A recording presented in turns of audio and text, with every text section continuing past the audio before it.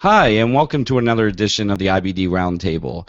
My name is Frank Garuffi Jr. I'm the host of the Crohn's Colitis Effect, and I'm here tonight on a special edition of the Round Table. I know we've been on a little bit of a hiatus, but we're back. Next month, you'll see us with our regular co-host, but I'm really excited tonight for tonight's one-on-one interview. I've been wanting to do this with this gentleman for some time, and I think that you guys are going to enjoy this as much as I'm going to enjoy doing this. Before I get started and I introduce our special guest for tonight, I just wanted to say I wanted to publicly thank Allison Rothenbaum, who is our moderator in our chat tonight. If you haven't yet, if you see on my lower third, usually I have all of our viewers watching us from the Google Plus event page, but I invite you to go to the URL that's right down here on my lower third and watch live from our website. You can log into our chat that's there, and you'll be able to engage with us and talk with us, ask us questions, and just be a part of the show. And that's really something new that we're trying, that we really want you to be a part of the show as well, not just listen, but also engage with us. I also want to really thank Marissa Lauren Troy, who helped produce this show tonight. She is a great partner, and I really appreciate all of our help with putting this together. So without further ado, let me introduce the special guest of honor tonight, Eric from VeganOstomy. Eric, take a minute and introduce yourself. Well, I'd first like to say thank you, Frank, for having me on. I'm super excited to be on here. I also want to wish Sarah Ringer a happy birthday because I know she asked for us to announce that. Yeah, so my name is Eric Polsinelli, and I do run the VeganOstomy website. I've been running it for about a year and a half, which is about the same time that I've had my ostomy, and it's been quite a journey. I was diagnosed with Crohn's disease actually in 2008, and up until really right before my ostomy in August of 2013, I really didn't have much direction as far as advocacy goes and really wanting to connect with people. But I think that really changed, and you know, I'm glad to be doing what I'm doing, and I really enjoy connecting with everyone out there with an ostomy or who has IBD, and it's really just fun to know everyone that have come along through this journey. That's great. I mean, that's really what we want to get to tonight. We want to get to know the man behind VeganOstomy, behind the page, behind the advocacy, behind the IBD, and understand really who you are and what it is that you're about and what it is that, you know, brings you, you know, your passion behind what it is that you do. So I just want to let everybody know that I will interject your questions from the chat. So if you have questions for Eric along the way, just go ahead and put them inside the chat, and we will wind up, you know, asking them in between the questions that I have for Eric. So let's before we start talking about Eric, the IBD patient, let's, you know, kind of get to know Eric a little bit. I got to tell you, it's kind of funny because this is the first time in the I guess I've known you now for about a year, maybe a little longer, and this is the first time in the time that I've known you that I've seen your last name.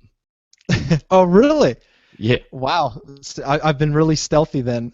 You really have. You really have. But so let's understand a little bit more about you. I mean, how old? Do you mind me asking how old you are? Yeah, no, I'm 34, and okay. I live in a city just east of Toronto, Ontario, and that's in Canada. And I've lived in the Toronto area my whole life. I've traveled outside of the country, but Toronto's really my hometown. So I'm a proud Canadian, and you know, this is, I think, where I'm going to be for the rest of my life. So you enjoyed living in sub-zero degree weather? Yeah, no, I didn't say I enjoyed the weather. I said the country's wonderful, but yeah, I despise winter. I'm not a winter guy, and I'm really looking forward to the summer. I don't care how hot it gets. I really do want the summer to come here. It's funny actually because over the past 6 years or so, I've been so sick that I haven't been able to get out, shovel the driveway and do those kind of things. So this has really been the first real year that I've been able to do all those things. And man, I'm telling you, it's like every day I look out the window and I'm like, damn, I got to shovel again. It's just one of those things, right? Yeah, and the funny part about it is that's the way I feel here in the States, in New Jersey. So I can only imagine what it must feel like for you in Canada. I mean, that's crazy. Oh, and Sarah, by the way, Sarah Ringer is watching right now. Happy birthday, Sarah. I hope you enjoyed the donuts that I provided you.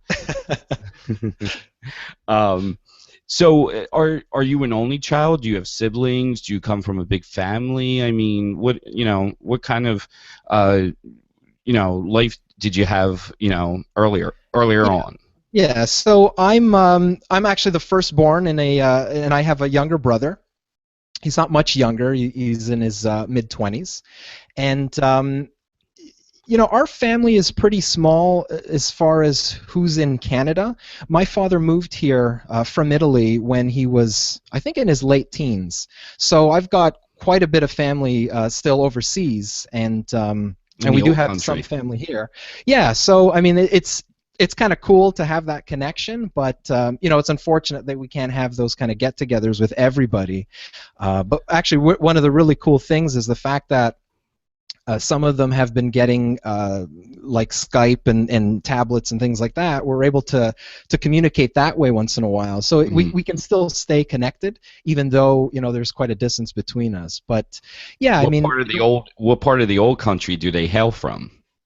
So my father's from a town called Sora, and that's pretty close to Rome. It's not very far from there. So we're pretty central Italian. Okay, yeah, my family hails from the southern Sicily and Calabria. Nice. Yeah, I don't remember, because I went there probably when I was 16 or so. So I don't remember if we went down that south, but I know we traveled up north. And I mean, Italy's such a small country; it's very easy to just go from one end to the other. Yeah, but it's a beautiful place. Yeah. Let's go back to the beginning, back when you were a kid. What were some of your favorite things to do as a kid? I really probably only remember as a young teen, and I think what I can remember most is getting a computer and really learning all about computers. And I was a self-taught programmer at a very young age, but I was also really into playing the drums. And whether that started off as a habit because I would always be tapping something and playing some kind of beat, and eventually I got a drum set, and man, I can tell you I spent hours a day just playing and just losing myself in that kind of playing the music there. And so I had joined a band, and we had friends come over and play. So I was really into that sort of thing. I like to build things and get into encyclopedias and put things together. So that's kind of where my childhood was at. But things were a bit different there. I think if computers were a bit more mature at that point, I'd probably be saying, yeah, I probably spent just a lot of time playing video games. Yeah. But fortunately, that's not what I did. At least not all the time. Yeah. Were you into sports and stuff like that, or mainly, a little bit? Hey, look, there's nothing wrong with being a geek. I'm the biggest one here, so and I wear that proudly on my sleeve. So. Yeah, I did. I played soccer, and I was a pitcher in baseball, and that was actually really fun. I really did enjoy doing those things. And then as I moved into high school, I really enjoyed running. I was, I loved sprinting, so that was kind of my thing. But even just out and about with friends, we liked riding our bikes, and that was kind of the physical activity we got into. But interestingly enough, I kind of dropped all the sports, and then in my mid-20s, I got back into soccer again after the 2006 World Cup. I think it was 2006. Yeah, I think it was 2006 where Italy had won, and it kind of reinvigorated this love for sport. So I ended up joining a co-ed soccer team. I think it was just through some online connections, and I really enjoyed that. And then that was kind of when I started to get sick. So unfortunately, I had to drop that, after about a year and a half of playing. But yeah, I mean, I always enjoyed getting active in some way. Great. So Avial in the I hope I'm pronouncing that correctly in the chat really wants me to get to the point about IBD. So we'll move in that direction now. So tell us. You might have mentioned it before, but tell us again. What form of inflammatory bowel disease do you have? So I was diagnosed with Crohn's disease in 2008. Now, the type of Crohn's disease that I had is Crohn's colitis. So my Crohn's disease was isolated to my colon and rectum. Along with that, I did have a very severe perianal disease, and that affected, I mean, everything from the outside, the immediate outside of my butt to the rectum area, and that came with fistulas and abscesses and all sorts of stuff. But I guess I'm fortunate enough to have only had Crohn's colitis because, had that spread beyond the colon into the small bowel, I think I'd be a lot sicker than I was. Not to say that I wasn't very sick, but I think it would have been a lot worse. So I do feel for a lot of people that have small bowel involvement with their IBD. So you said you were diagnosed at 2008, but when did your symptoms start, and what were they like? Lead me up to, from the time that Eric, the healthy guy, he's just living life the way every other person does in this world, to all the way up to the point of actually being diagnosed. Yeah, it's an interesting question, because the more I think about when my symptoms started, I think the more I feel that they were probably ongoing for quite some time. So the symptoms that brought me to get checked out, they really started as like itching, burning, sweating, like around the bum area. And it was more like an annoyance. I didn't know what the hell was going on. I thought maybe I've got hemorrhoids or something like that. So I really downplayed it. I didn't really think anything of it.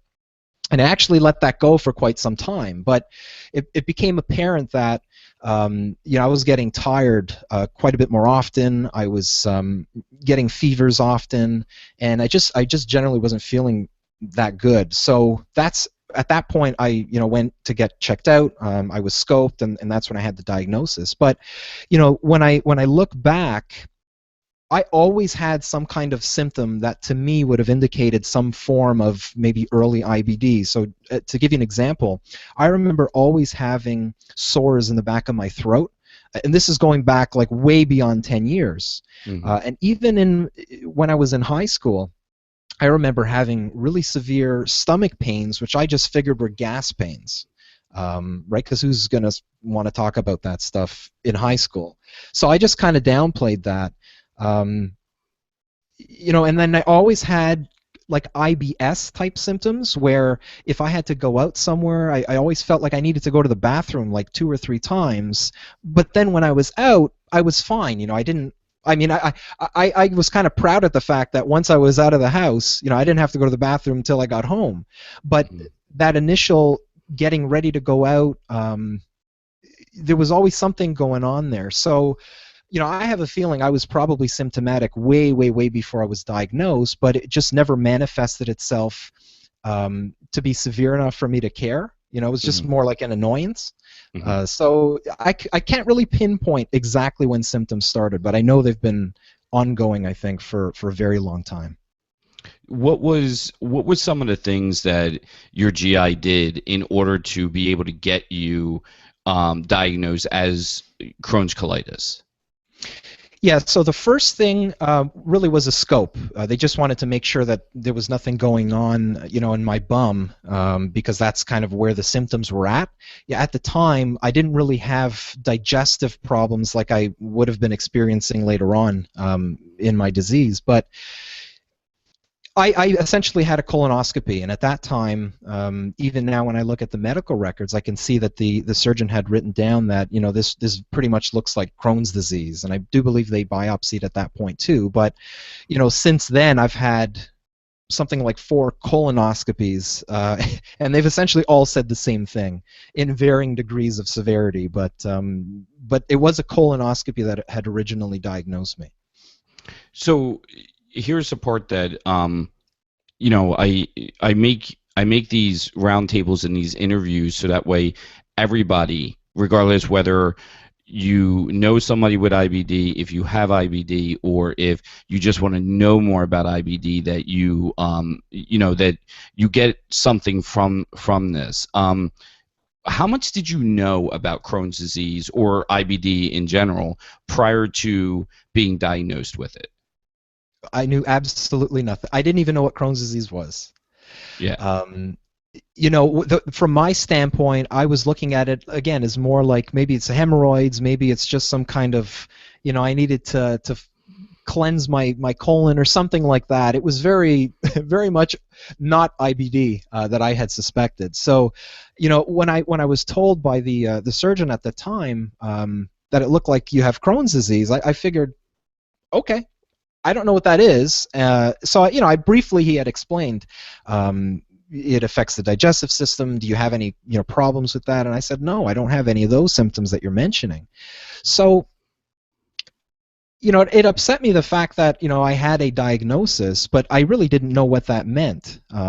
To be honest, I didn't know if it was more severe at that time than it actually ended up being, or if I was underplaying the whole thing. But, you know, I did quite a bit of research after that. I essentially wanted to become an expert of my own illness, because I figured I can't really do this blindly, right? If it's something that I can either help myself to fix or get better, or if it's something that I can go into doctors, you know, knowing more about the illness, then I'm going to be that kind of person to do that. So, I mean, I don't think I've stopped really researching and looking up stuff about IBD ever since that diagnosis. It's become just Yeah, one of those I things. can honestly say, even for myself, that from the moment that, you know, the doctor looked at me and said, your son has Crohn's disease, from that moment forward has been nothing but an educational process, from, you know, every single day, every day, and it doesn't stop.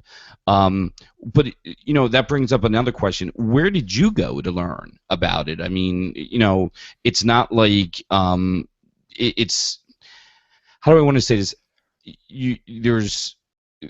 There's not great information out there, and the information that is great out there is a lot of times intertwined with a lot of bad information as well, unfortunately. So where did you go to learn about the disease, and how did you kind of navigate through the myriad of different information that's out there?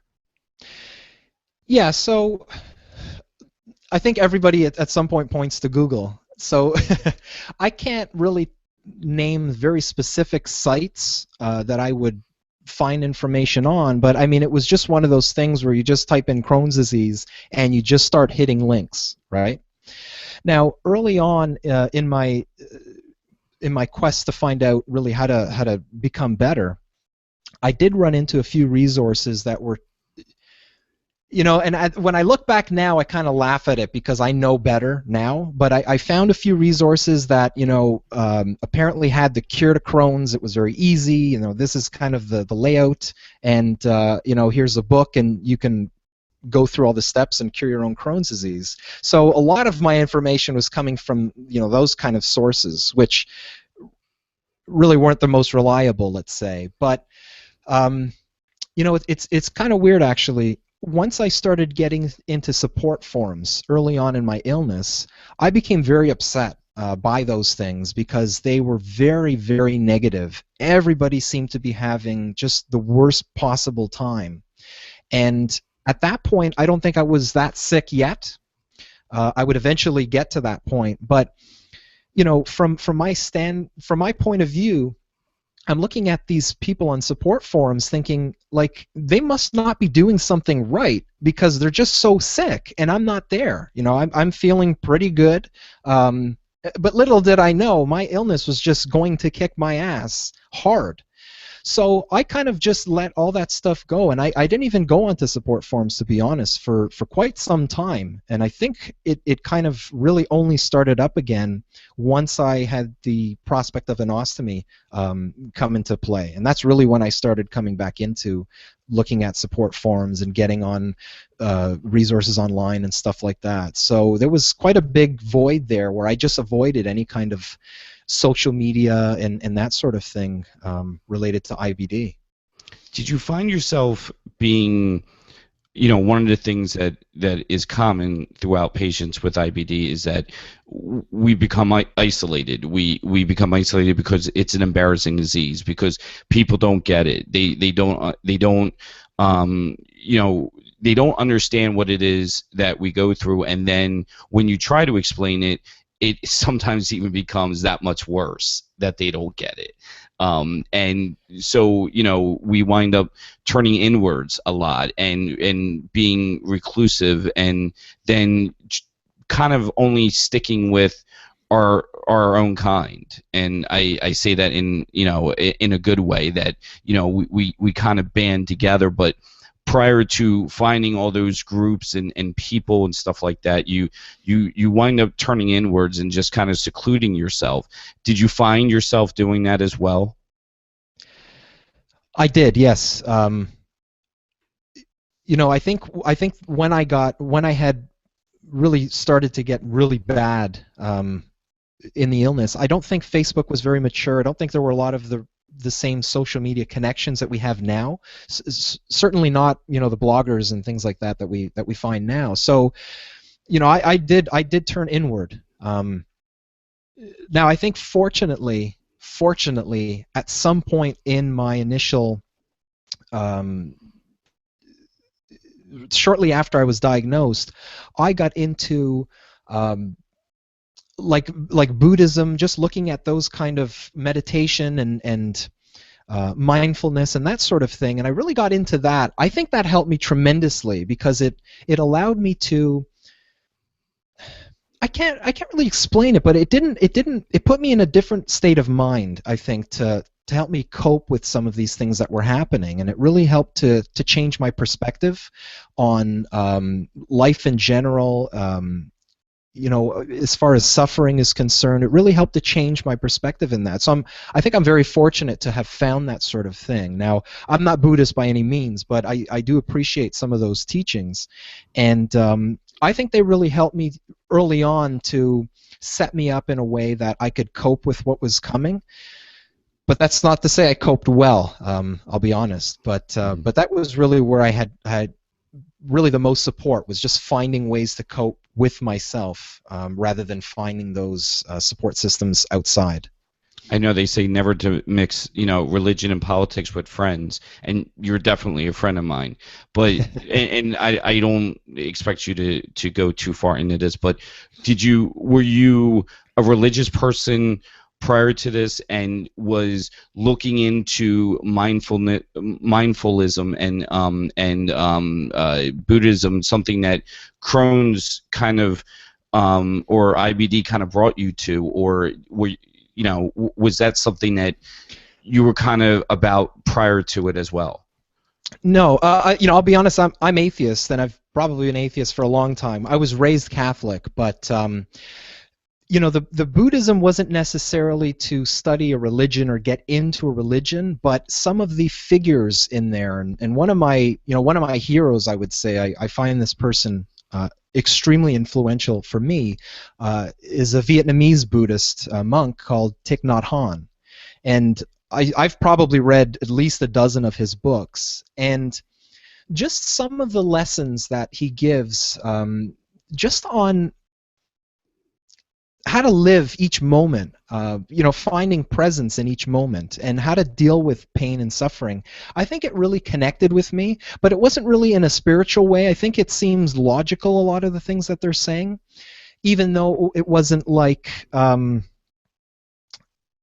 spiritual in the sense that there's a better place to go to or anything like that. It was everything contained within my body and my mind, and that's kind of how you get to shift your perspective a bit, right? And you understand that certain things come and go, right? There's, nothing lasts forever. And I think once you realize that pain is the same way, yesterday's pain isn't today's pain, right? What's happening right now is quite a bit different than what's happened yesterday, and it won't be the same as what's happening tomorrow. So once I think I learned to shift my perspective a bit, I was able to handle at least the illness and the pain a little bit better. So I mean, that's kind of where I'm at with that. Yeah. Tell me about, and I'm going prior. I don't want to skip too far ahead because I have questions about this later, but tell me how serious of an impact that Crohn's had on your life prior to being sick, and then all of a sudden now you're diagnosed with being, with having Crohn's, and you're,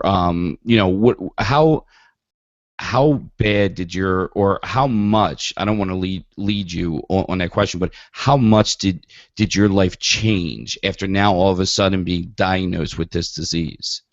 Yeah, I mean, it completely devastated my life, I would say, from everything from social to work to family. I mean, it was as if I was completely removed from this life and put somewhere else. I almost felt like I was living as a ghost, to be honest with you. Like I was here, but I wasn't really here, if that makes sense. That's funny. I think it's the first time I've ever heard it described that way, but it makes a lot of sense. Yeah, I mean, my family was here in the house, but it was almost as if I couldn't interact with them. There was just so much pain that was consuming me that it was just impossible to connect with other people, in the real world. So, yeah, I mean, it really devastated my life for many years, and I don't think people realize that when they hear that somebody has Crohn's or ulcerative colitis. I don't think they realize how much of an impact it can have on their lives. But hopefully that's what we're, spreading the news and letting people know about, because it really isn't just a stomach ache. It's quite a bit more than that, and it affects you in so many different ways. Yeah, it's very hard. Speaking about the advocacy of it all, it's very hard to really put into words and find the words that have the right the strength and the meaning behind what it is that you're really feeling, what it is that you're really going through, what it is that it's the way that the suffering is occurring. Sure, you can say I'm in severe pain. My pain threshold is 0 to 10, and it's a 10 right now. And yes, I'm living in the bathroom all day, but none of those words truly have the impact or convey the right feelings about what it is that you're really going through at that moment. Yeah, it's almost like trying to explain to somebody what a meal that you've just prepared tastes like when they've never eaten food before. It's nearly impossible, and I think it's almost comical when somebody asks, especially when a doctor asks, what pain level are you at right now, like on a scale of 1 to 10, and it's really like, well, based on whose scale? Right, mine or the average person, right? Because I think unless you've experienced that kind of pain, a 1 to 10 scale is like my 1 to 3 scale, right? It just doesn't equate. It's too subjective. So it's very difficult, I think, to explain to somebody. And I mean, I can understand some people might say, well, I've had food poisoning before, so I kind of know what that feels like. But it's not really like that. And the way that I've kind of described it to some people is, you could be bitten by a mosquito, and that's not that bad, right? You can stub your toe, that's okay. It'll hurt, but it's not that bad. But you start accumulating all these little things that are going on into just one constant barrage, day in, day out, never ending, and it really, really takes a toll on you.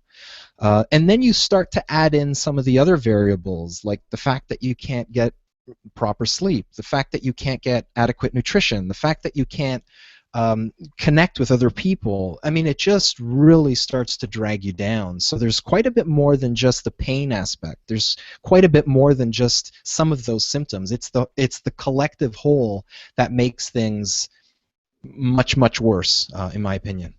It's funny. I've got one eye on the chat while I'm looking at you, and I just see everybody. Yes, exactly. That's as you're saying it, and it's to those who have felt it, to those who have been through it. They obviously they relate immediately. They know what it's like, and to the others that haven't experienced it or don't know, we just hope that somehow there's a way that we can kind of put into words what it is that the 5 million people who have this feel every day, each day, every day, all day.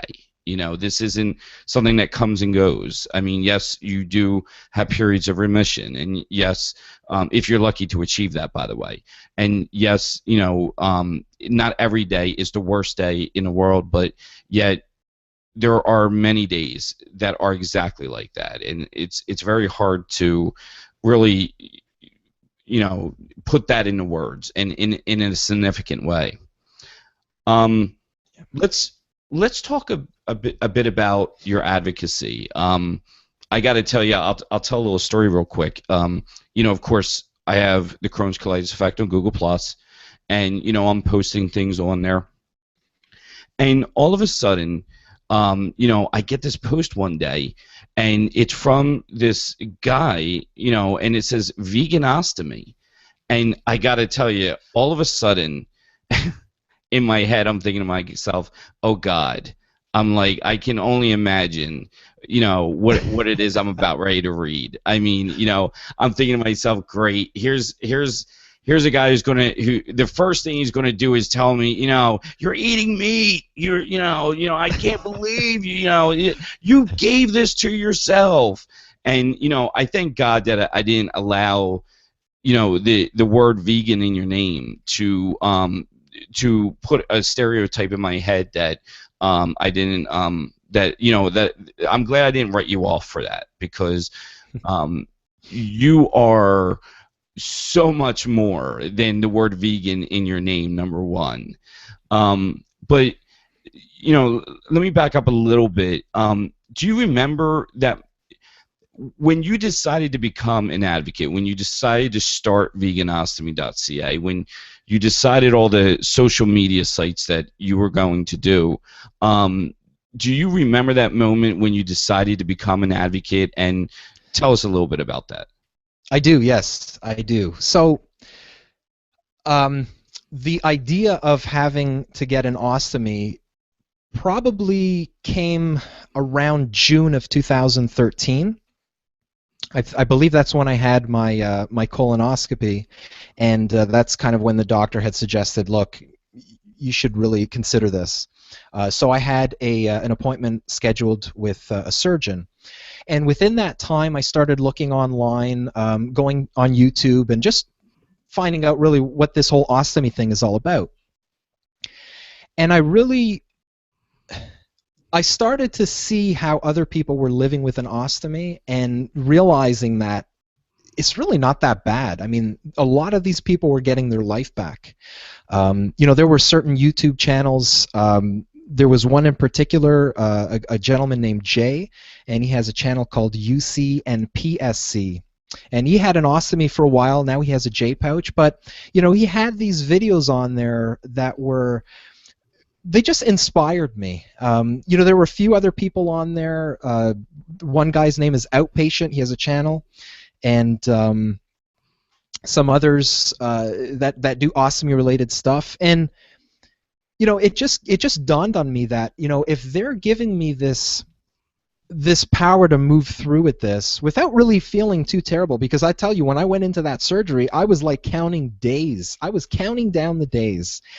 We literally had a calendar marking down the days to my ostomy surgery, and it was a celebration when I finally had it. But I think for me to get to that point, I was inspired by these other advocates. So I really wanted to just document, more or less, my story, going from being a vegan without an ostomy and really seeing what would happen if I continued the lifestyle.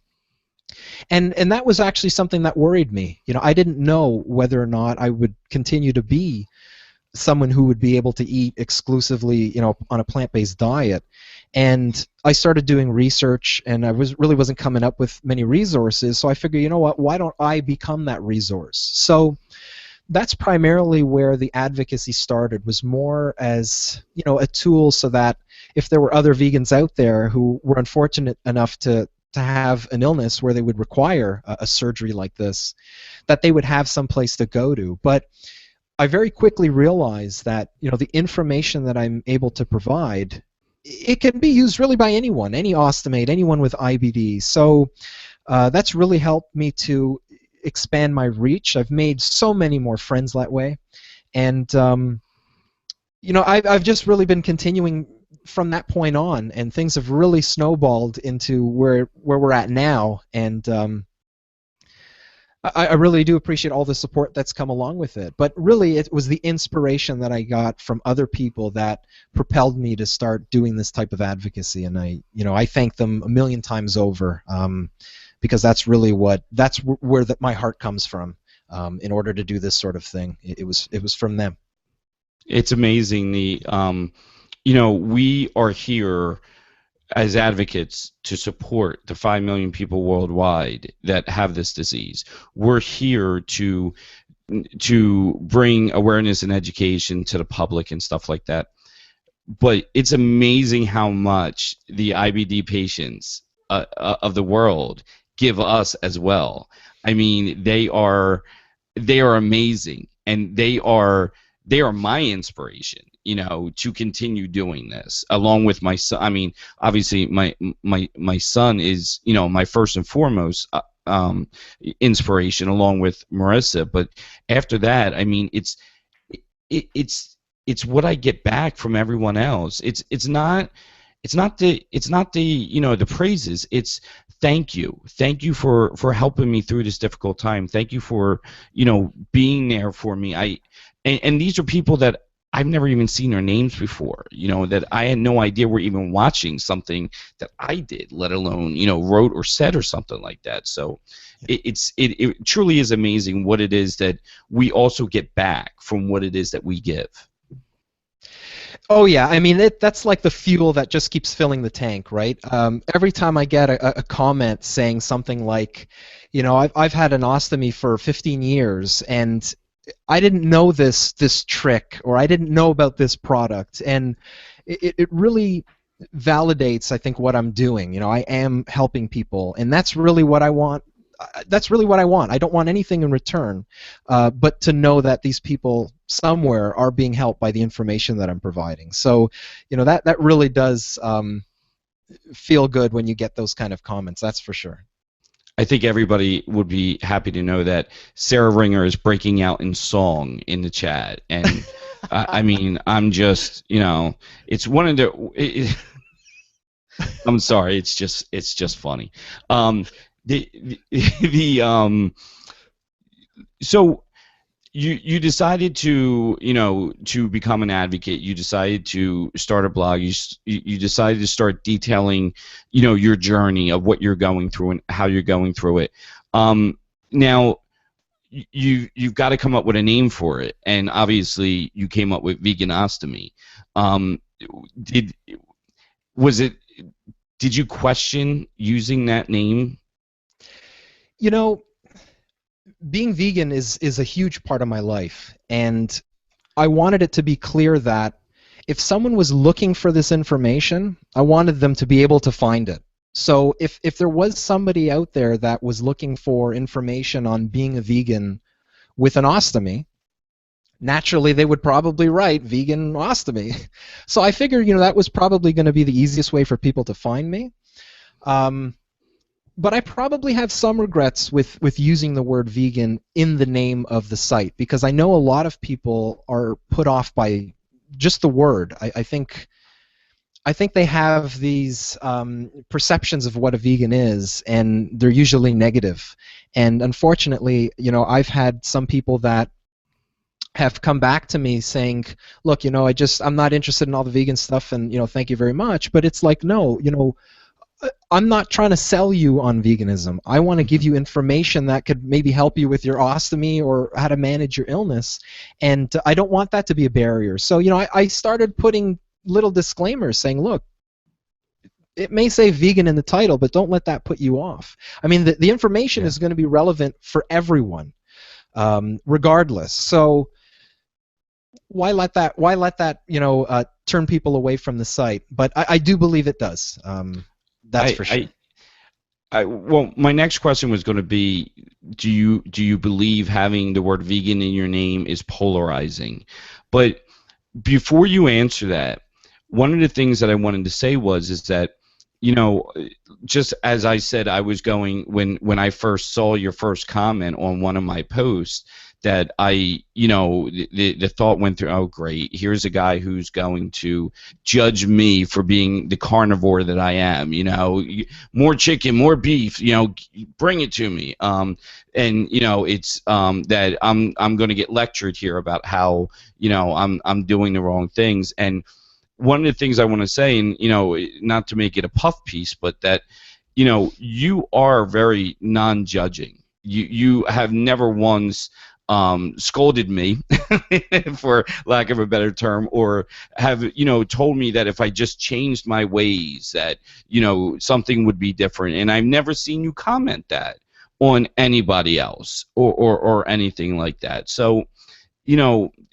how did you worry about that it was going to be polarizing? Did you worry about that it was going to be distracting from your message, and whether or not you were going to be able to accomplish some of the things that you wanted to, having this these stereotypes possibly thrusted upon you? Yeah, at the time, no, I didn't foresee what would be happening a year later.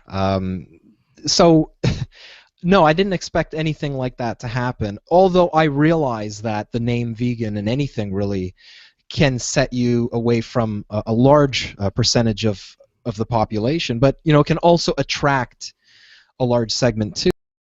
We may only be 1 or 2% vegan in the country, but we're a proud bunch. Which country is that? Canada or? In Canada, actually in the Right. United States too. I think it's really only some of the European countries that have more than 2%. Mm-hmm. But we're pretty loyal to each other, so we'll support each other and that sort of thing. But I do realize that there's probably a very small percentage of vegans with ostomies, right? And trying to really focus only on that group, I think, would be detrimental, because there's so much information that could be shared for everyone, to everyone, that it wouldn't make sense for me to limit myself too much. But I'm an ethical vegan, so a lot of the stuff that I'm going to put on the site will be slanted a little bit towards staying away from some of the products that contain animal ingredients. And I have to be realistic too. I realize that for an Ostomate, I'm using medical supplies that may in fact have animal ingredients, and there may not be anything I can do about it. But if I have a choice, then I'm going to make the choice not to use those. So hopefully I'm giving at least enough tools that people that are interested in this sort of thing might be looking at it and saying, you know what, I don't have to use this particular product. I can use that one, and because that one isn't made with animal ingredients, I'm going to just go that way. And I think, collectively, if we all kind of do our part and think that way, manufacturers will start to notice that trend, and I think they'll start changing some of their ingredients around. And I've spoken to actually a few very big names in ostomy supplies who have said to me, we will be changing some of these ingredients to exclude animal products. And to me, that's huge. I think that's really the way we should be heading. And if we don't have to use animal ingredients in any product, then why bother? So. Did you try any other diets prior to becoming vegan?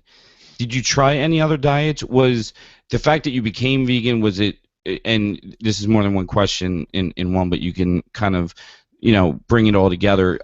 Did you try other diets before becoming vegan? Was it did you become vegan because of IBD, or were there other reasons behind it? I mean, give us a better understanding of your veganness. Yeah, so my vegan story.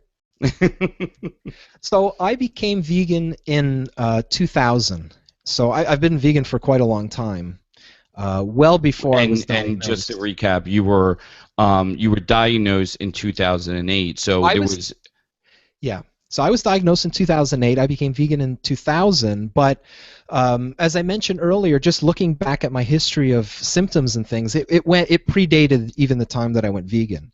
But no, I didn't go vegan for health reasons. I couldn't care less. I was immortal as far as I was concerned, as you know, a 20-year-old at the time. You know, I could never get sick, and I'll live forever. And you know the mindset, right? Yeah. But when I had moved in with my girlfriend at the time, my wife now, she had 4 dogs, and you know, I became very attached to them. And we had lost 2 of them very close to each other, actually, of cancer. And something in me changed, I think, when I lost them. It was such a devastating loss to me. And I began to realize that, you know, the love that I had for those 2 dogs was way beyond the love that I would have for a cow or pigs or chicken. But when you really look at it, what's the difference? You know, is it only because I'm eating one and the other one is just living in my home? Is that the only difference between loving them and slaughtering them? And it was just something in me that said, you know, I can't do it anymore. You know, there really are no real differences between all these animals, and I didn't want to partake in that anymore. So we went vegan essentially overnight. I think for her it was a little bit of a lag time because I think she held on to cheese for a little bit longer, but I went vegan right away. You know, to be honest, I didn't really like eggs and cheese and stuff like that to begin with.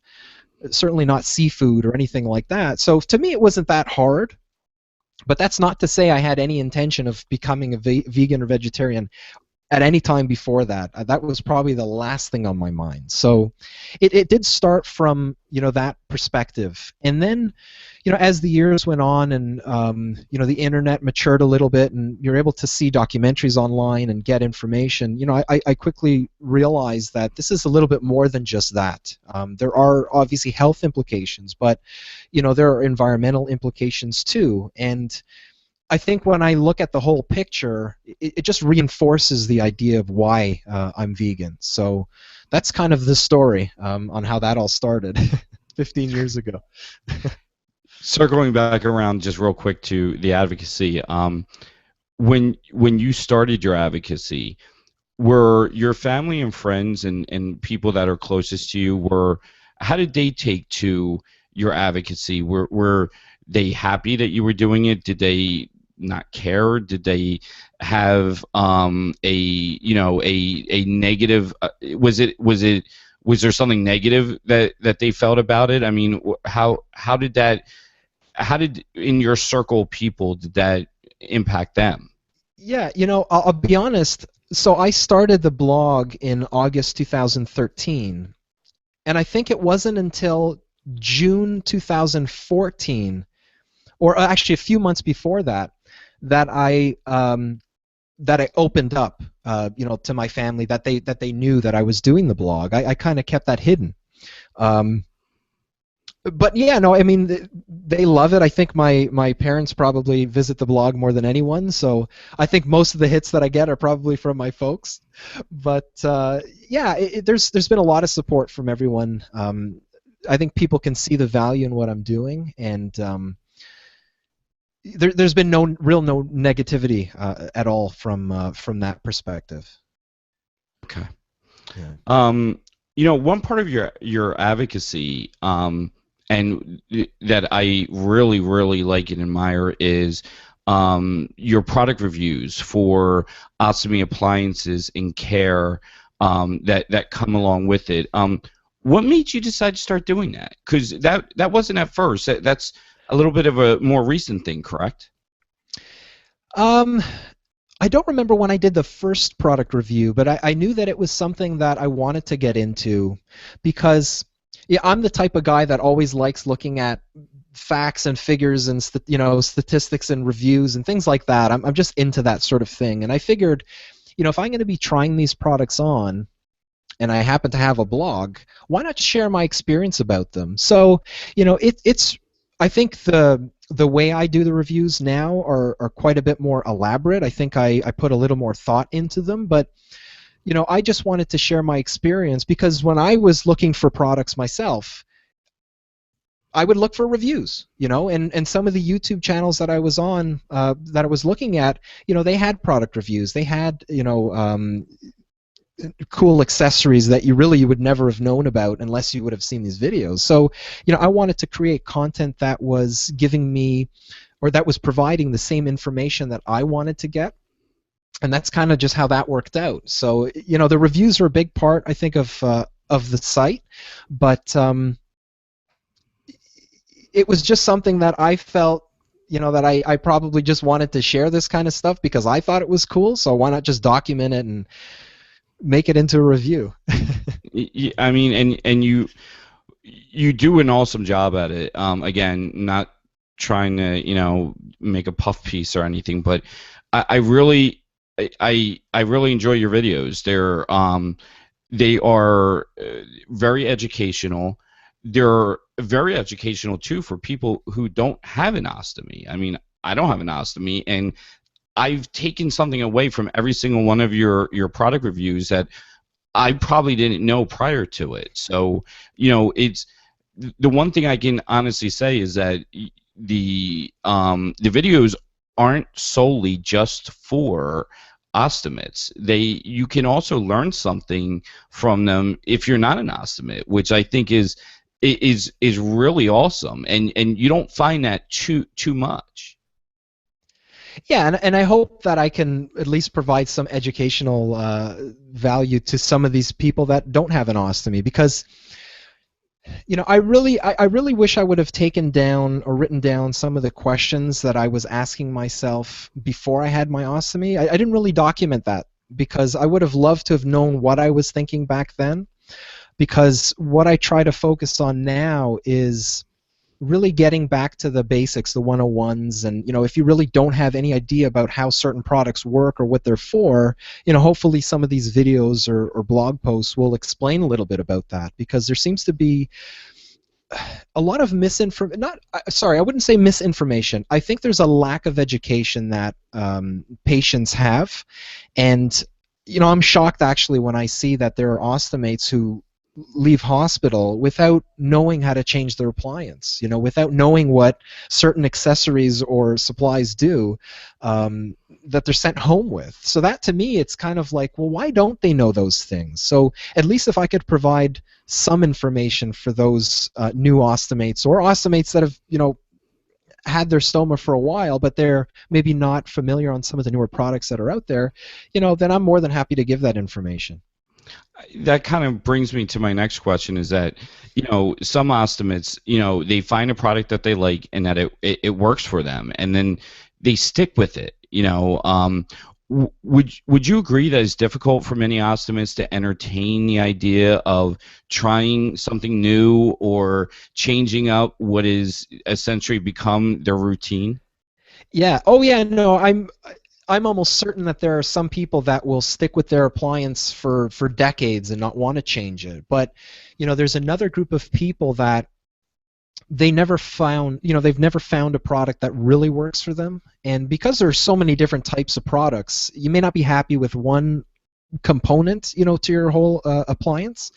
And I think at least knowing what's out there, giving that information away, I think it helps people to say, hey, I've been having leaks, for example. Why don't I try this other product, because that might help me? And I think once people get into the mindset that they're not locked into any particular product, then they start to use things that may in fact benefit them in the long term. And, for me, especially, if I didn't find certain products along the way and I just stuck to what I was using right from the beginning, I would have probably been a lot more miserable with the whole situation, because things wouldn't have been as good as they are had I just stuck with what I got from the hospital, right? Yeah. Do you have advice for those that are kind of nervous about trying new things, and that maybe they want to, but they can't just kind of bring themselves to trying something new or different? Yeah, and you know what? It's always scary because you don't know if something new is going to fail on you, especially when you're talking about a wafer or a pouch. Having a leak isn't the greatest feeling in the world, but what I generally try to do is, if I know that there's going to be, for example, a lazy weekend where I'm not going to really be getting out much, then I'll try something very new or very significant during those days. But anybody who's new, who's just got their ostomy, start requesting samples from manufacturers. They'll send you samples, and you can try literally every product out there at no expense to you. And I think you just owe it to yourself to try at least a few different pouching systems, because that's really the core of your whole setup. And then from there you can expand on different types of barrier rings if that's what you're using, different types of adhesive removers if that's something that you use. So try something at least once just to see, because you never know. It could be miles better than what you're using now. And you know what? I've used stuff, I'll be honest, Frank, that sucked. I'm looking at it, I'm trying it, and I'm like, this is garbage, and I would not pay for this. But at least I tried it. At least it was something that I, gave it a fair shot. It didn't work. I move on. I'm not locked into anything, really. Again, we try to make this educational, not just for those that have the disease or have an ostomy, but for those that are trying to learn new information and understand this better. Describe to me what are leaks, and how can they sometimes occur, and what is the process that goes along with things that when you hear an ostomist said, yeah, I had a leak. Yes. Okay. So ideally, when you have your wafer, and the wafer is actually the part that sticks to your skin, ideally you want to have the wafer and your skin form a seal that won't allow any kind of liquid to leave the area around your stoma. So ideally the system works fine with just a wafer and you don't have to do anything else. But some people have challenges. So for example, they may not have perfectly smooth skin. There may be some folds or creases, and that can cause some of the output to essentially infiltrate underneath the wafer, and that will result in a leak. Other people might have wafers that they're not fitted 100%, and what happens is the ring that your stoma goes through will start to erode quickly, and that's actually quite common with ileostomates. People that have very liquid output, their wafer starts to erode to the point where it basically has no seal anymore, and that's where you'll get the output again seeping underneath the wafer. Now, in some cases, leaks can also be caused by pressure that's been built up inside the bag, usually when you have what's called ballooning, and that's when your bag fills up with gas, basically, and there's nowhere for that gas to go, so it'll find the weakest link, and that weakest link tends to be that spot right next to your stoma where the wafer is hopefully stuck onto. But it will start to put pressure on that area, and then that's when you'll get another leak. Some leaks, they're pretty minor. You might see some wetness around the wafer, but some are just doozies, and I swear I've had some that are just, you look down and you just throw your hands up and you have to laugh, because it's just an outrageous mess that there's nothing more you can do but laugh. You clean it up and just get changed and stuff like that. So yeah, I mean, there are so many different reasons why someone can have a leak, and that's why I think it's important to work with a stoma nurse anytime you have the opportunity. get a stoma nurse to look at your appliance, make sure that you're actually putting it on properly.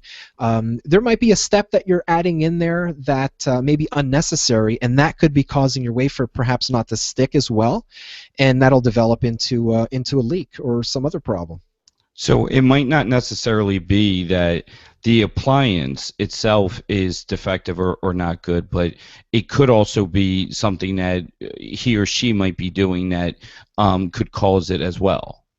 Yeah. So just as an example, we all use moisturizers on our hands or on our face, and those are generally good products. But if you use something like that around your stoma, they usually contain some kind of oil in them, and that won't allow your adhesive on the wafer to stick very well. So what tends to happen is you don't get a very good seal, and your appliance basically fails. So there may not have been something wrong with your actual appliance, but what you've done to your skin, as far as the prepping goes, really didn't allow it to have the adhesion that it should have. But a lot of the times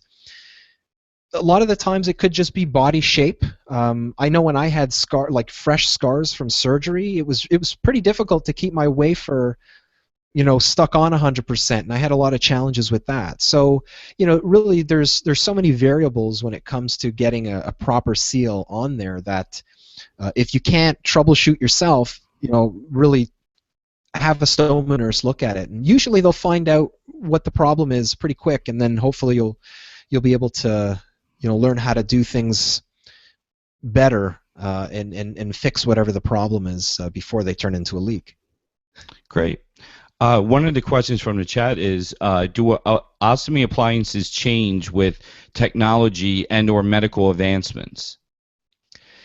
They have, although they do very slowly.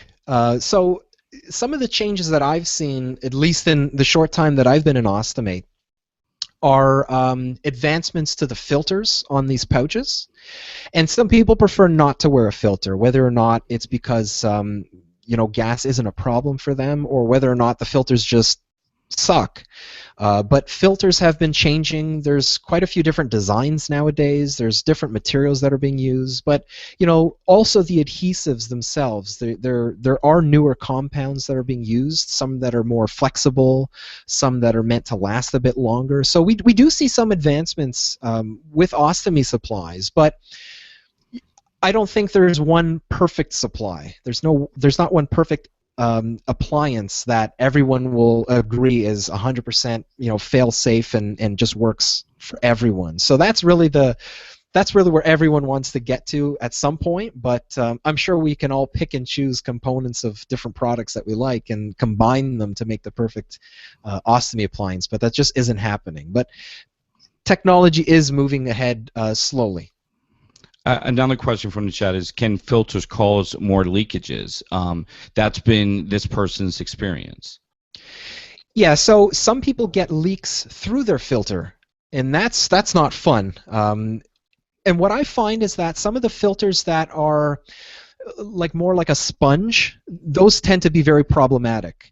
Whereas other ones that use a membrane that repels water, and I know the Hollister products that I use have that kind of membrane. I believe Symed also uses something similar to that, but that's actually designed to allow gas to go through, but not liquid. And those should prevent that type of leak from happening. But nothing is 100%, right? So if there's a lot of liquid output and it's always getting up to that filter, I mean, chances are at some point it will start to leak. So if you can identify what's causing the leak, so if you have liquid output, for example, you can try things like gelling agents, and they just go right inside your pouch, and they will gellify the output so that it becomes thicker, and hopefully that will not interfere too much with the filters. Although, again, nothing is 100% guaranteed for 3 or 4 days or 5 days that you might be wearing your appliance. So. Okay. Yeah. On your blog, and social media for that matter, you share great food ideas and photos of different veggies and other vegan meals and snacks. Have you found through your advocacy that many ostomates can eat those things? And I guess what I'm doing is I'm referring to things like corn, popcorn, for instance, and other things that are a general, absolute no-no for, most IBD patients. Yes, yes. So I've found that a lot of people that have not had issues before having their ostomy with blockages or strictures, they tend to be able to eat a lot of the foods that are on the no-no list more often without really too many problems. Now, that's not to say that everybody can go crazy on mushrooms and whole almonds. I'm not suggesting that at all, but there are certain groups of people that I find have a more challenging stoma. And that could depend entirely on the type of stoma that they have, whether it's a colostomy or an ileostomy. And if it's an ileostomy, where exactly on the small bowel the stoma is, that could also have an impact. But I think there's also a group of people that are afraid of a blockage, and they avoid foods out of fear and not necessarily because they have problems with the food. So if there's and not that I'm needing to defend them or that you're saying anything differently, but there's obviously a very valid and good reason for that fear.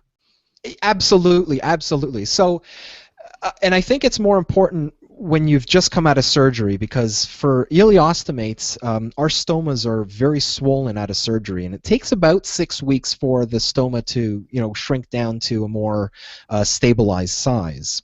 And during that time, it makes it much harder for food to pass through it.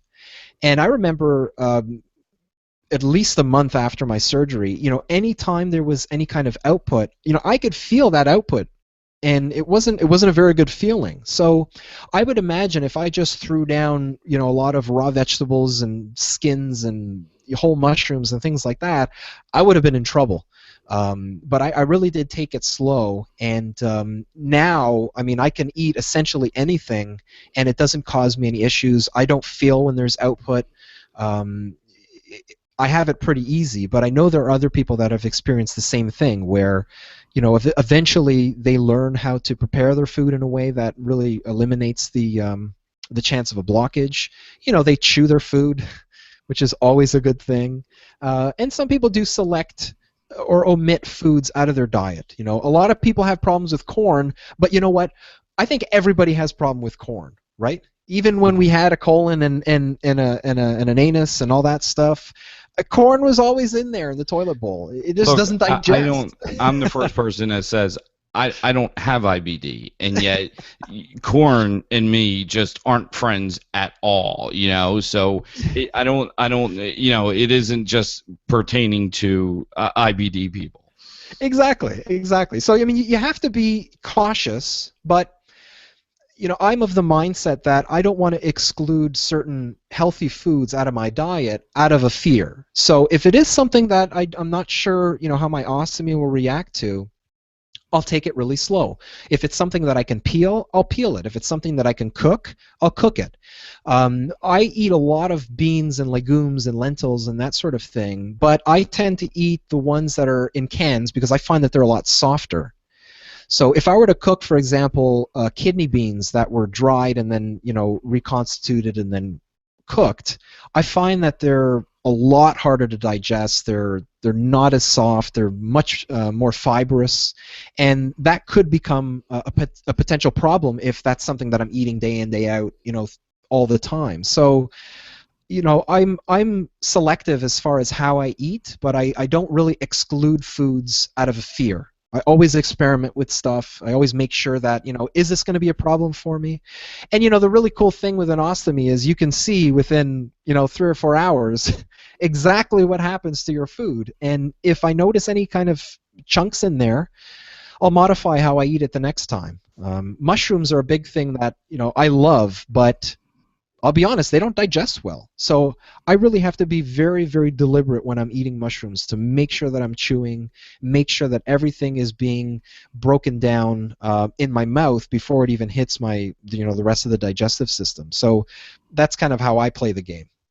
So we have 2 questions from the chat, and one of them pertains to what we were previously talking about with the filters. How can you tell when you're ordering filters, which ones are I'm guessing are the better ones. Is there a place on your blog where you discuss filters, or is it dependent on the individual person and the type of output? Yeah, so each brand has their own type of filter, right? So if you look at a Coloplast bag, they'll have their own patented design for a filter. When you look at Convatec or Hollister or Symed, they'll have their own special filter. So in a lot of the reviews that I do on pouches, I will try to get as much detail as I can on the filters. I will explain how it's worked for me, but a lot of the times, you really have to try it out yourself and see. I've had experiences with certain products that I don't think the filters ever worked, like right off of a fresh change. And I've seen other people say, no, these filters work really well for me. So it could really depend a lot also on the consistency of your output, whether or not you have a high output stoma, whether or not you sleep in a way that your stool is always on that filter, and that will obviously clog it up faster. But again, get samples from each manufacturer. Even if you don't intend on necessarily trying out their product, at least you have an idea of how their pouches are designed, what kind of filter they use, and then you can take it from there, whether or not you want to sample them or not, like on yourself, right? The other question was, do you have experiences with numerous blockages? I mean, have you ever had any blockages, and what's your experience been with them? Yeah, so I had one blockage that landed me in the hospital, and I mean, it's not a fun experience, I'll be honest with you. That was the first time I had an NG tube put down my nose, and it was a terrible experience. But I learned a few lessons from that, and at the time, we were getting ready to go out somewhere, and I needed to throw together a very quick meal, or else I wouldn't be eating until much later in the evening. So I put together, I think it was actually 2 cans of black beans. Now, I don't usually eat black beans, but that's kind of all we had at the time. And black beans are much smaller than kidney beans, which is really the type of bean that I prefer, and their skin is a lot harder to digest. So that was strike one. I had black beans, I had a large quantity of them, and I ate them very fast. So that really is what created the blockage for me.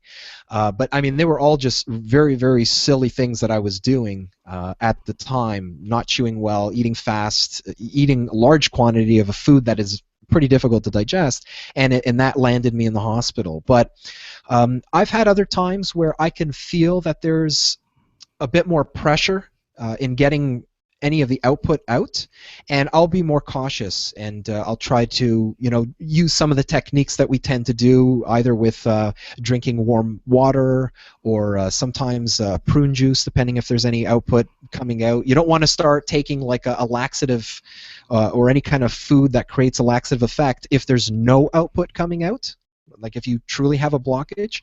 But if there's stuff moving through the stoma, and I can change my position a bit to kind of work things through, then that generally passes without any issues. But I try to be more cautious as far as how I eat. I don't want to be reckless now when I eat. Let's put it that way. Yeah, I can definitely understand that. I've got one more question for you before we get to my hard question for the night. So this question is,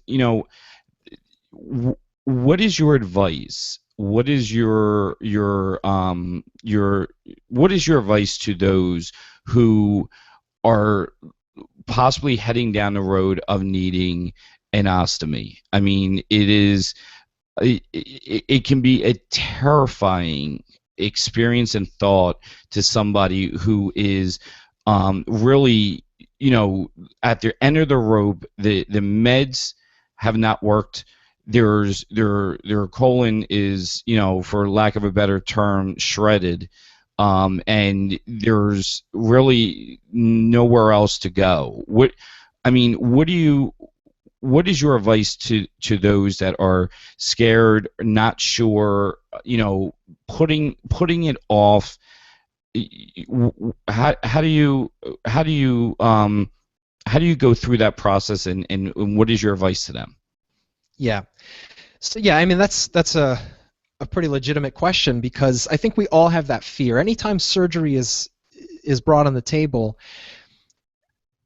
there's an uncertainty there as far as, what am I going to look like after surgery? Am I actually going to feel better? Are there going to be any limitations brought by the surgery that I'm going to have to face? And those are very, very real questions. I had the same kind of questions, and I had some questions that were kind of trivial at the time, like, well, how will I put a seatbelt on? Right? Like, if I have a stoma here, how do I actually wear a seatbelt? So those are like questions that ran through my mind. But I think it's important to connect with other ostomates, and there's so many amazing ostomates right now, either writing blogs or making videos. Try to connect with them. See how they're living their life, and I'm sure you're going to find that for the most part it's very positive. I know that some local ostomy groups will also have like a mentorship program. So they'll actually connect you with an ostomate in your area, and they try to match you with age and situation. And you can ask them questions directly, and they can kind of, I think, put your mind at ease, because once you realize really that it's not that big of a deal, and it is a big deal, but it's not as devastating, I think, as what most people would assume it is. And I know there are people that say, I'd rather be dead than have an ostomy. And I don't see, I think that's extreme. That really is extreme. I am still very, very grateful to have my ostomy. Frank, no word of a lie, I stood up from my hospital bed in a daze because I was still under heavy anesthetic at the time. And I remember just saying to the people around me, my Crohn's pains are gone. And that made a huge impact on from that point on, as far as how I'm going to live my life, because I know that it was my second chance. And I'm incredibly fortunate to have had at least the surgeon available, the medical staff that I had taking care of me, and I consider myself extremely lucky. But would I go back and do it again? Absolutely, because it changed my life for the better almost immediately. I mean, there were some growing pains at the beginning, but I mean, big deal. That was something that you just get over very quickly, and then you're off, doing the stuff that you want.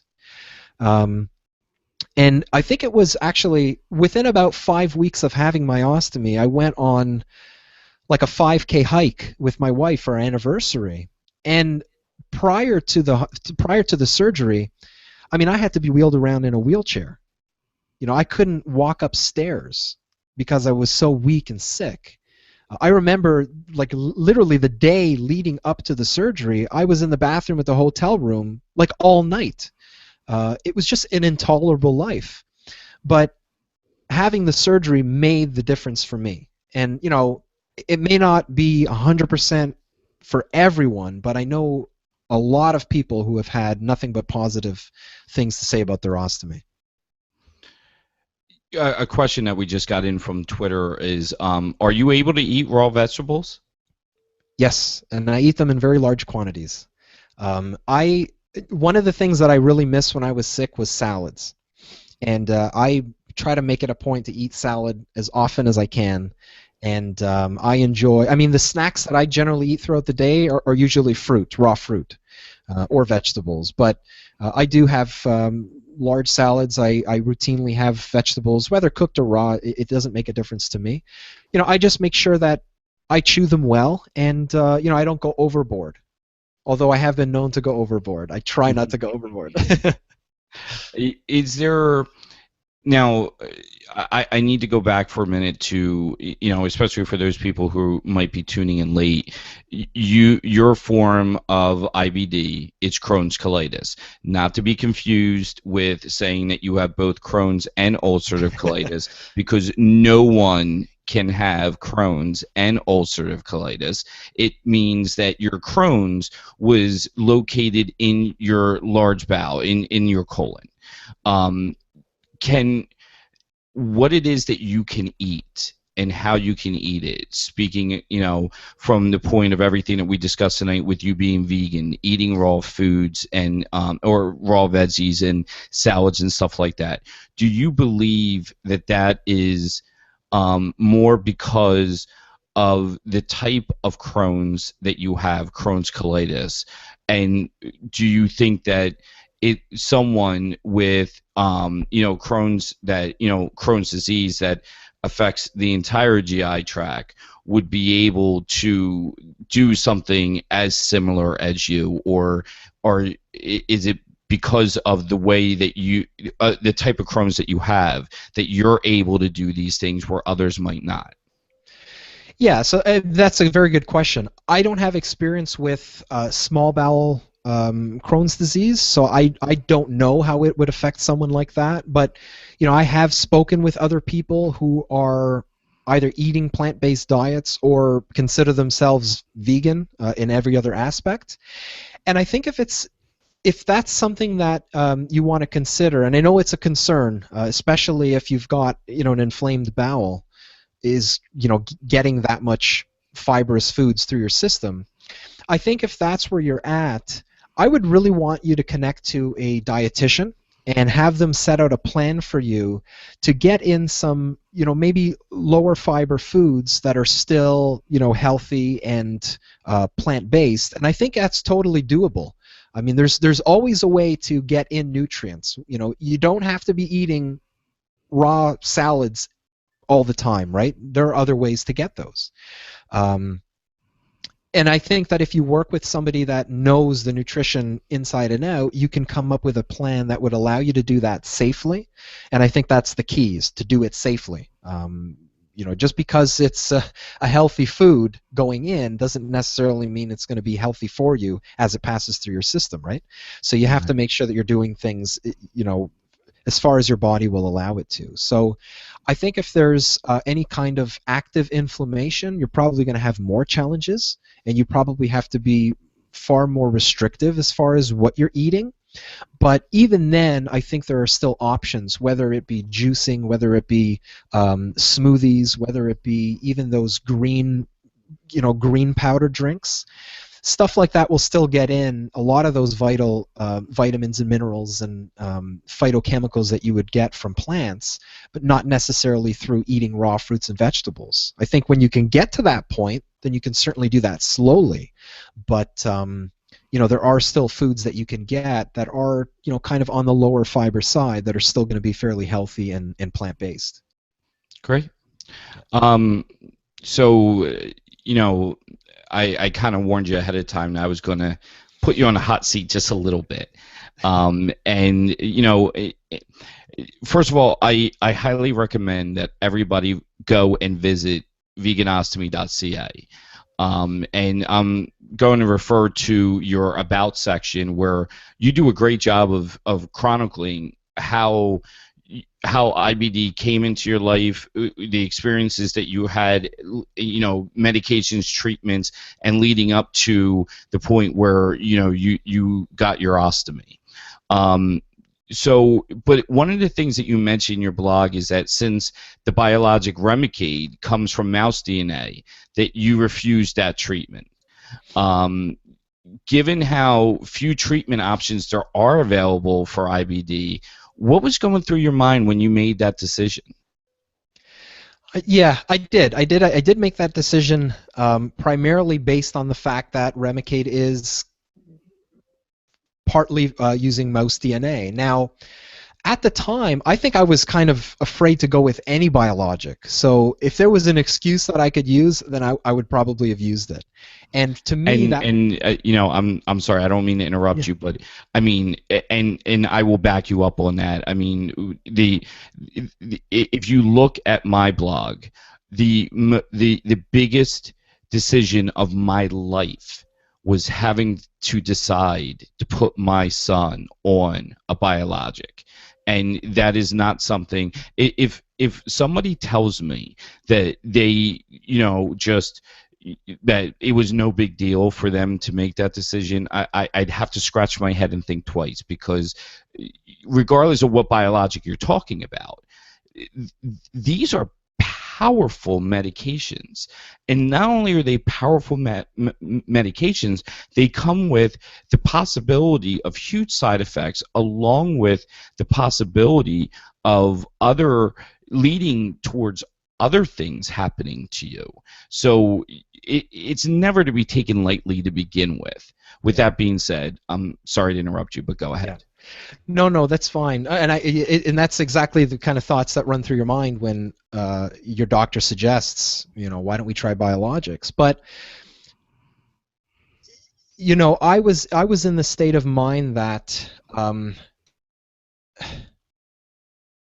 I was really holding to my guns. I didn't want to go that route. That wasn't something that I wanted to do. And knowing that Remicade was made that way really, really put me off on that. Now, I've come to realize now, today, that you can't really run away from the fact that in the current medical pharmaceutical state that we're in, animals are going to be used, whether they're an ingredient, in the capsules that you're taking, whether they're actually used in animal testing to get the drugs, and 100% of what you see on the shelf have been tested on animals.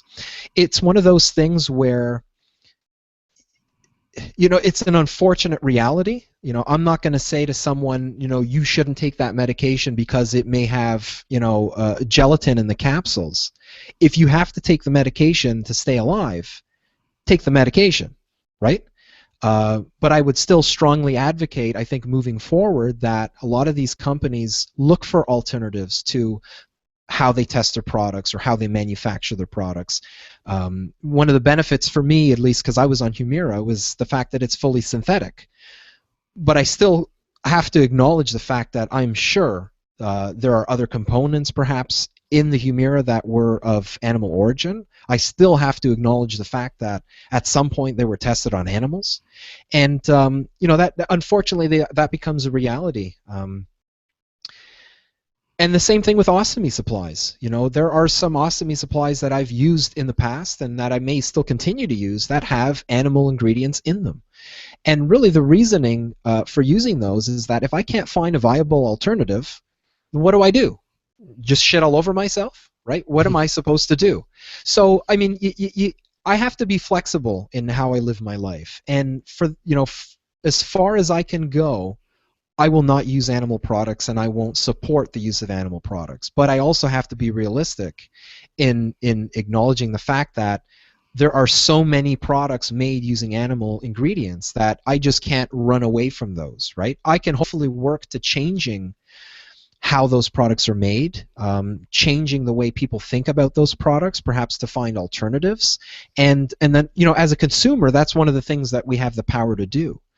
But I have to always remain realistic about my situation, right? I rely on medical devices. I have relied on medication, or will have to eventually rely on medication again. So I do have to be realistic as far as where it goes. Now, if it comes to the point where Remicade ends up being my only option, I will take Remicade. I will do it. But at the time that I had made those decisions, I didn't feel like that was my my last option at the time, and I ended up with surgery. So whether that would have delayed the surgery or whether that would have prevented it altogether, I can't predict that. My disease was very aggressive, and knowing that I didn't respond to essentially all the other medications that I was on, it became a decision that, really surgery is the only other option. There was too much damage there anyway. So, going back, having known that I would probably end up with surgery. That was kind of going to be my next question to you. Do you have any regrets? Hindsight being 2020, the decision not to go on Remicade, or any other decision that you might have made, that led up to where you needed an ostomy. I think the only regrets that I had was being stubborn as far as getting treatment the way I should have been getting treatment. I really went into the whole alternative therapy path. I really had confidence that that was going to fix me. So I spent a very long time taking supplements and remedies and doing all sorts of things, and spending thousands of dollars doing them. that didn't work. They weren't ever clinically proven to work anyway, but they were sold to me with this idea that this was going to fix you. And I remember one naturopath telling me 99% of my patients get better following this protocol. And I must have been that 1% that just didn't work at all on this protocol. And were you the 1%, or was that 99% maybe inflated? Perhaps slightly exaggerated, yeah. But so my regret really probably would have been to be a little more open to conventional therapy, finding therapy that worked right from the beginning rather than kind of mull along and do things like that. I think I put too much faith and confidence into these other therapies because I was naive. I just assumed that, hey, if somebody online is saying that they cured their Crohn's disease by having a special herbal tea, that's what I'm going to do. If that fails, I'm going to go to the next guy because he said he cured his Crohn's disease by having, by drinking his own urine. And I've had someone tell me that. I'm not making this up. We could probably do an entire special on all the people who have said that they've cured themselves with the most ridiculous and, pardon my French, asinine things I've ever heard in my entire life. Of course. So I bought into the whole idea of these anecdotes, whereas I should have really been focusing on the evidence-based science that my GI would have prescribed to me, right? So why do you think that is? I mean, I'm curious about that because there are so many of us that would kill for anything to cure this disease. I mean, we are left with few options medically through, normal scientific FDA or medical science-based research to try to help ourselves. We are so just, all we want is just a normal life. I mean, so it's I get it. I get why people are so willing to try anything, but I mean, what are your thoughts on that? I mean, it's such a hard thing. Yeah. Here's the problem. Most GIs, most respectable GIs will say we do not have a cure for Crohn's disease and ulcerative colitis, right? That's the right thing for them to say right now. But you run into this group, and it's really an industry of people that will sell you lies, essentially, and everything that they sell is a cure for what you have. And unfortunately, I fell into that trap. So I believe that my chiropractor was going to cure my severe Crohn's disease and perianal disease because that's what he said he could do. I believe that going on a raw food diet was going to cure my IBD. So that's what I did. But the people selling you these lies, they also sell you the lie that everything that you do that is not part of my program is toxic, is dangerous, is bad for you, is going to hurt you more. And that's kind of the mentality that I developed, and that becomes a dangerous thought pattern, to believe that, having a little bit of cooked food, whether it's steamed sweet potatoes or boiled cabbage, is bad for you.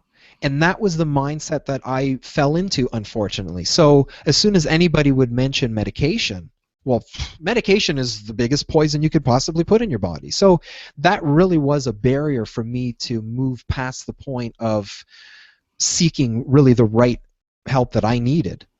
And once I left that particular mindset, I became, I think, more open to exploring other ways of treating the illness. And unfortunately, perhaps it was too late at that point, but at least I made it to the point where I could be a little more open-minded and looking for other forms of treatment. And it really took a lot of thinking rationally, I think.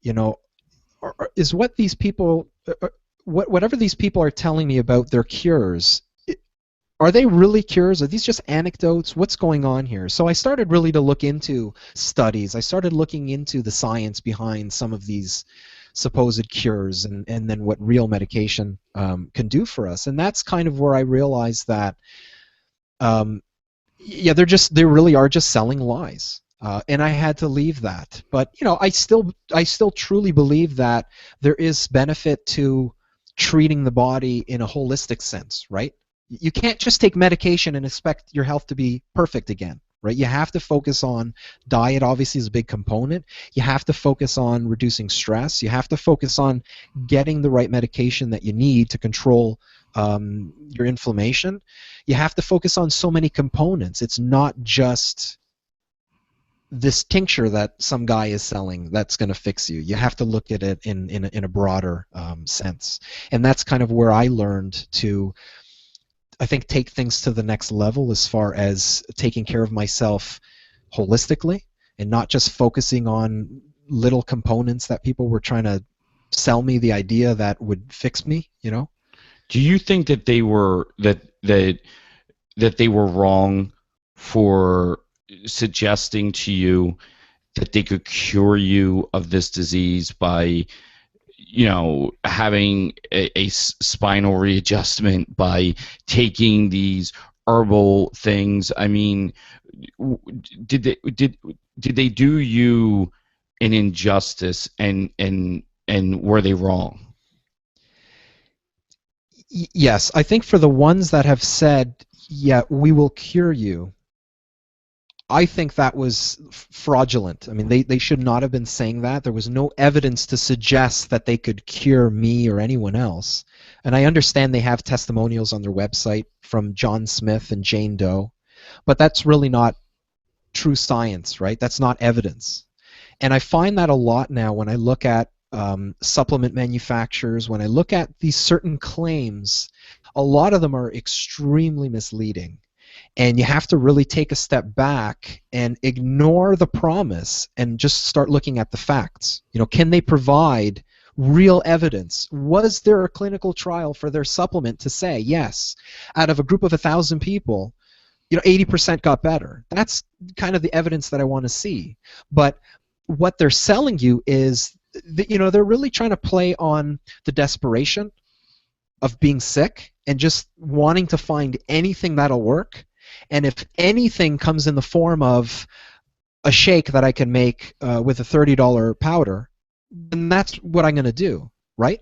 And I was spending thousands of dollars on top quality probiotics and any supplement you can imagine under the sun, and none of it was working. It was extremely frustrating at that point because, eventually I had to stop doing it because I ran out of money. I can't continue with this kind of treatment, but it didn't do anything for me. And when I look back at it now and I see, there really wasn't much evidence to suggest that it would have helped me. There were a lot of anecdotes, there were a lot of speculation, but there wasn't really any evidence that would really suggest that it was going to help. So I feel like, had I known the information before, I probably would not have invested so much time and energy and money into those kind of into that type of treatment. So I think you'll notice a lot of some of my recent posts have been really homing in on that idea that don't believe really the headlines, don't believe a lot of the stuff that you're reading. Especially as a new patient, someone who's newly diagnosed, you'll see something online that you think that is your cure, and you need to be very cautious when you approach that. You could, in fact, be delaying the right treatment, and that could be doing you harm. Agreed. Very much so. 2 more questions for you. Yeah. Meg, the front butt YouTuber, had a question. I know, Meg is awesome, isn't she? And this is hilarious because I think I know the backstory. I know the backstory behind this. Eric, what is the best way you can explain to people the difference between IBD and IBS? They're constantly confusing it. And I think you would be remiss if you did not mention your video. Yeah, so this is something that pisses everybody off, especially Hitler in the Downfall parody, in case you haven't seen it on the YouTube channel. But yeah, I mean, really the defining feature of inflammatory bowel disease is the fact that there's inflammation in the gut, and that inflammation tends to manifest itself in ulcers and damage to the gut lining, whereas IBS doesn't really cause that. It may cause similar symptoms to IBD, but is not causing the same damage that IBD would cause. So um,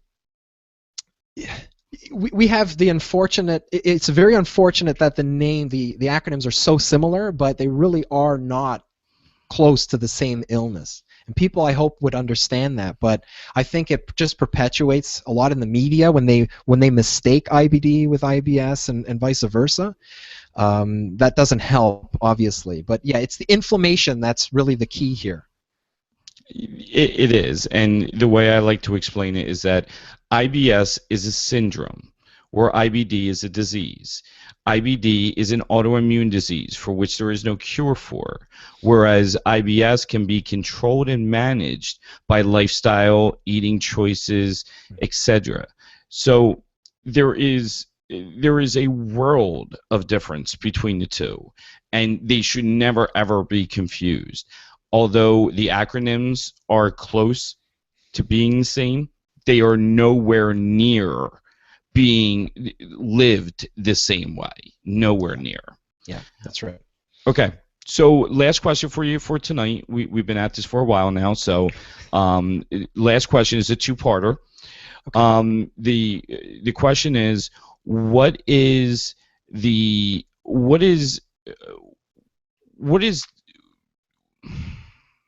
trying to figure the best way to phrase this. What is the one thing in the IBD community, or not the IBD community, but in IBD right now, that you feel we need the most, or that we're lacking, or that is not available to us? The hardest part about IBD that we suffer through, that there isn't a way of getting around it or fixing it. And what is the most positive thing that we have as IBD going for us right now, in your opinion? You know, maybe this is the same with other illness communities, but I mean, our community is very, very strong. We support each other 100%, and I think the community is really our biggest asset. So, you know, although we do have organizations that are raising money for research and things like that, the community is really the grassroots. That's really where I think a lot of the patients get the most support. I think that's where a lot of patients get their education as far as what the disease is all about, and that's really where the experience is that we all experience, that we all live through. That's really where you start to learn more about the disease. I think it's very different to see what the disease looks like on a medical website and just reading through that, but actually hearing stories and understanding some of the lives that we live from the patient's perspective, I think that's our biggest asset. And I think that hopefully a lot of these groups that have the resources and, you know, the funds can funnel that through so that our voices can become much louder, using their back end, their resources. That's what I wish we could have. I would agree. You know, I do think our greatest assets are the IBD advocates, the support groups, the patients who come together, that support one another, that really bond together to help each one of us get through some of the hardest things that we've ever had to face in our life. And I can never say enough good things about the people in the IBD communities. And what saddens me is to know that there are so many people out there that are suffering alone right now, that have isolated themselves, and that are suffering in silence, when they don't have to. And it's not through a fault of their own. It's just the nature of what happens with this. And sometimes it takes a while to find those groups, and it takes a while to find those support avenues that you really need in order to deal with this disease correctly and well. And I pray, on a daily basis that those people will be able to find this support that you and I have been able to find, along with so many others.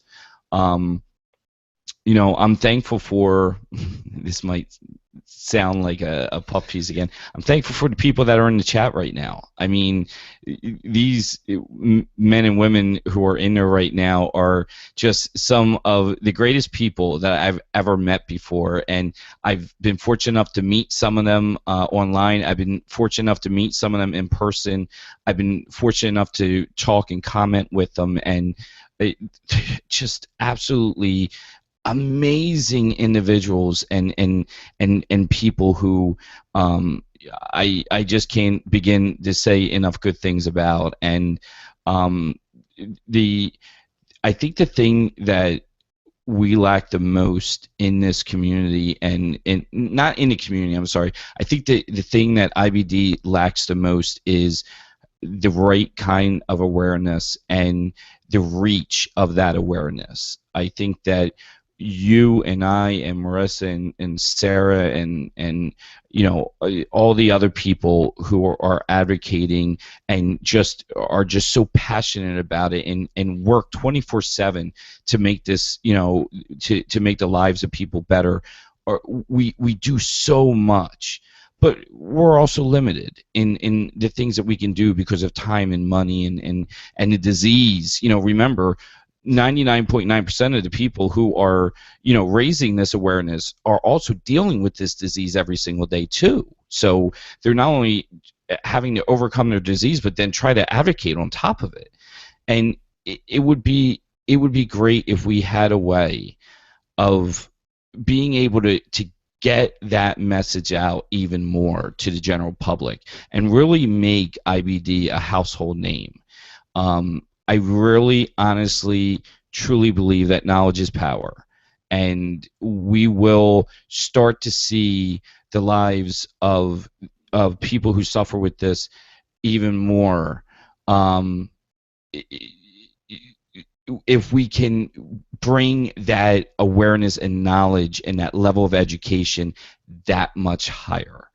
So, I mean, and that's been my mission with the Crohn's Colitis Effect. I know that, that's part of your mission as well. And, I thank you for what it is that you're doing. It's been a great pleasure not only getting to know you, but to also consider you my friend, and getting to, do this work together.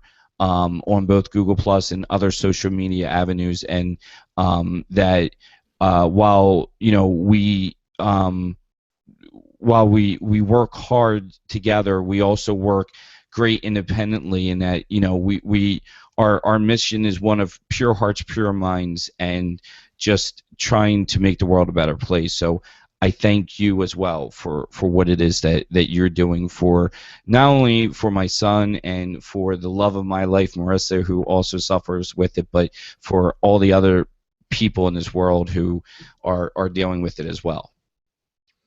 Thank you. I do appreciate that. Yeah, I mean, all the effort that everyone who advocates right now for IBD, or ostomies for that matter, I mean, we do pour our heart 100% into this, and it's nice to know that we can rely on each other. Frank, I know I've probably known you a lot longer than I've been blogging for, because it has been a lot longer than that I've known you. But working with you, I think, and just really getting out there, I think everybody fills a gap together. And collectively, we really can make a huge impact on our awareness efforts, far more than just one person alone or one organization alone. So I do appreciate all the work, really, that everyone's been doing.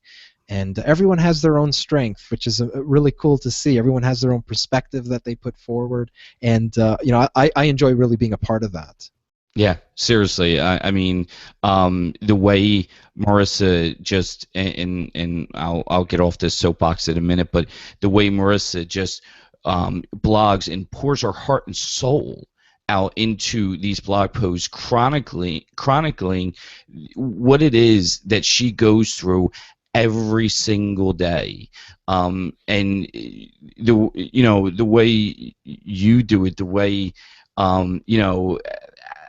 I mean, Allison in our chat moderator does it the way that Mike Porter is there constantly. Not only is he there to help and give advice, but God, he puts a smile on your face the entire time he's doing it. I mean, he's just hilarious, and I mean the laughter goes a very long way as well, to help deal with all this stuff. And I could sit here all night, thanking everyone and just singing praises about everyone. But the truth is that I'm thankful for all of us and for everything that it is that we do here and how we do it, and hopefully we can continue to do it in a way that continues to improve everyone's lives. Eric, thank you for taking the time out of your busy schedule. I mean, you've got a wife and kids, and you've got 1,000 things that you're doing, and yet, you took the last 2 hours to sit here with us and to talk to us, and I greatly appreciate that. Would you do me a favor and just let everybody know where they can find you, where you are on social media, and some of the best ways to get in contact with you if they have additional questions or want to know more about what it is that you're doing? Yeah, so the best place really to find me is on the blog, which is VeganOstomy.ca. I do have quite a few social media accounts that are linked up to that blog, and you can probably see it on the top. So I've got an Instagram account and Twitter and Facebook and YouTube and all that stuff. I also have a newsletter, so if you want to get updates on blog posts and things like that, you can subscribe to the newsletter. I do throw in a few personal notes in those newsletters, maybe sharing a few things that I have plans for that I don't necessarily put out in social media, so that's kind of a perk to get on there. But I'm pretty easy to get a hold of, so even by email, if there's a question or comment or something like that, you can always get me there. So I'm pretty easily accessible, let's put it that way. That's great. Again, thank you for being here tonight. I just want to let our viewers know real quick. First, thank you, Allison Rotham Banks, as our chat moderator. She does a great job of not just this special roundtable, but all the roundtables being in the chat, helping people who need help inside of the chat, and putting up links to what we're talking about in the chat and stuff like that. I really appreciate it. Marissa, the love of my life, thank you for helping me put this episode together and helping me produce this. And I couldn't do any of this without you. I thank you so much. To all of our fans, all the people watching this, I wanted to let you know that next month, huge month, we're back with our regular panel, which is so awesome. I miss them so much, and I can't wait to get back to it. But there is a great likelihood, a 90% likelihood, that we will have a special guest, Dr. Peter Higgins, who is just one of the most amazing gastroenterologists that I have had the pleasure of meeting, from the University of Michigan IBD team. And he has said that he is willing to appear, and that if all the schedules go right, that he will be with us in March. And I am just so looking forward to having him on and being able to talk to him. He is an amazing GI who the thing I love best about him is that he can take the most scientific things that he's researching and learning in all the publications that are put out there, and make it so that way you and I can understand it. And I think that goes a long way. The more you understand about your disease, the more you understand about what it is that goes on inside your body, the better that you can manage it. And I'm just really looking forward to him being able to be on the show and talk about what is going on in IBD research and the different things that are going on in the IBD community. So I'm really looking forward to next month's roundtable. Ladies and gentlemen, thank you so much for a great evening. Thank you for taking the time to watch this, and we will be back next month with another great edition of the IBD Roundtable. Good night. Good night.